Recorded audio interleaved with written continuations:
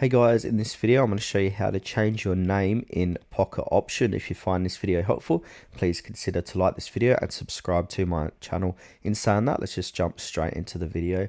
Okay, if you're like me and once you sign up, you're going to be called unknown client. So to change your unknown client or your name, go ahead and click onto your profile, make sure to sign in. Then from here, click onto the profile tab. Now it's going to take inside profile. Also, if you need to secure your account, go ahead and secure your account. Now from here, we need to go ahead and click on the identity info. Under that, we've got first name, last name. So now this is where we can change it. So I'm going to change it to Tutorial Wiz. So tutorial, and now Wiz, click the check mark. And then it should automatically save once you do that, or say profile data has been changed successfully. So if I click onto my name, it still says unknown client. So what we need to do is refresh the page.